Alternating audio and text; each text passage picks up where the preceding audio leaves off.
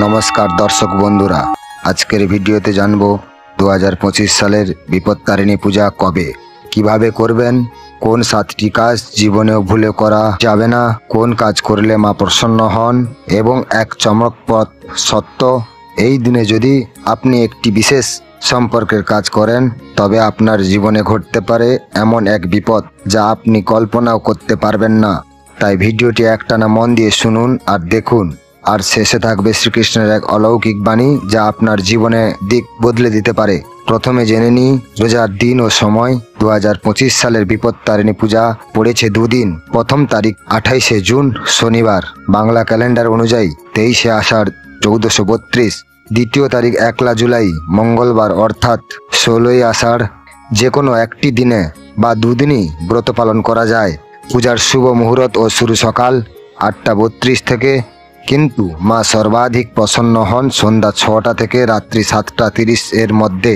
তাই এই সময়ে পূজা করলে বিশেষ ফল মেলে। এইবার আসি সেই 7টি নিষিদ্ধ কাজের কথায়।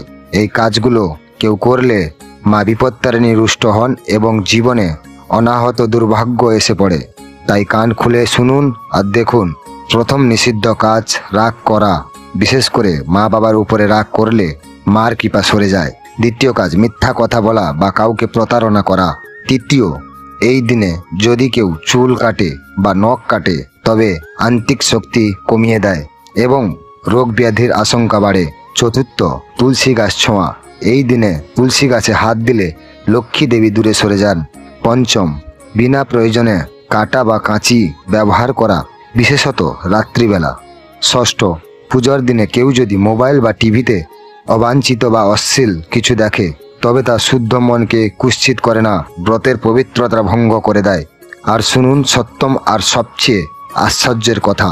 এই রাতে যদি কোনো ছাত্রছাত্রী গোপনে প্রেমিক বা প্রেমিকার সঙ্গে শারীরিক সম্পর্ক স্থাপন করে বা দাম্পত্য সম্পর্কের মতো কিছু করে তাহলে সে শুধু তার পড়াশোনা বা ভবিষ্যৎ নয়, পুরো জীবনের ভয়ানক বাধার মুখোমুখি হতে পারে। কারণ এই দিনটি তপস্যা ও ব্রতের জন্য, কোনো শারীরিক ইচ্ছা পূরণের জন্য নয়। এটা শুনে হয়তো অনেকে অবাক হবেন, কিন্তু শাস্ত্রে এর উল্লেখ আছে। এখন বলি কি কি কাজ করলে মা খুশি হন। সকালবেলা স্নান করে শুদ্ধ বস্ত্র পরিধান করুন। লাল কাপড় বিছিয়ে তার উপর মা দুর্গার ছবি স্থাপন করুন।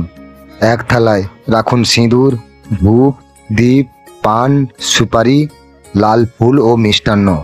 এরপর মাকে প্রণাম করে বলুন, জয় বিপত্তারিণী মা। তারপর বিপত্তারিণী ব্রতের কাহিনী পাঠ করুন এবং পরিবারের সকলকে শোনান। এই দিন 108 বার ওং হ্রিং দুর্গায় নমঃ জপ করলে মা দ্রুত প্রসন্ন হয়। শুভ রং লাল ও হলুদ। শুভ সংখ্যা 3, 7 ও 9। শুভ সময় দুপুর 12টা থেকে বিকেল 3টা এবং সন্ধ্যা 6টা থেকে 7:30 পর্যন্ত। এই সময়ে যারা দুঃখ কষ্টে আছেন তাদের জন্য এটি এক মহা সুযোগ। চাকরি, বিবাহ, প্রেম, পারিবারিক সমস্যা বা শত্রুর বাধা সবই দূর হবে যদি আপনি নিষ্ঠা সহকারে পূজা করেন। এইবার সংক্ষেপে বলি রাশিভিত্তিক ফলাফল। মেষ, সিংহ, ধনু রাশি, ভাগ্যে উন্নতি, চাকরির সুযোগ ও সম্পদের যোগ। বৃশ্চ, কন্যা, মকর, দাম্পত্য সমস্যা দূর হবে, নতুন সূচনা। মিথুন, তুলা, কুম্ভ, নতুন যোগাযোগ, প্রেম ও বন্ধুত্বের যোগ। কর্কট, বৃশ্চিক, মীন, মানসিক শান্তি, পুরনো রোগ থেকে মুক্তি। এখন আসুন শুনি শ্রীকৃষ্ণের এক অমূল্য বাণী। যে মন থেকে মায়ের শরণ নেয় তার পেছনে সমস্ত দেবদেবতা রক্ষা করতে প্রস্তুত থাকে। বন্ধুরা, আজকের এই পূর্ণ তিথিতে আসুন আমরা মার চরণে নিজেকে সমর্পণ করি, সকলের মঙ্গল কামনা করি এবং কেউ ভুলেও সেই 7টি কাজ যেন না করে, কারণ এই ভুলেই অনেক সময় জীবনের সমস্ত আনন্দ কেড়ে নিতে পারে। জয় মা বিপত্তারিণী, জয় মা দুর্গা। আসুন প্রতিদিন অন্তত একবার বলি শ্রীকৃষ্ণ শরণাম মম। এই ভিডিওটি যদি আপনার ভালো লেগে থাকে তাহলে লাইক করুন, শেয়ার করুন এবং আমাদের চ্যানেলটি ডেলি রাশিবার্তা সাবস্ক্রাইবার করুন। আপনার প্রতি রইল শুভকামনা। ওম শান্তি শান্তি শান্তি।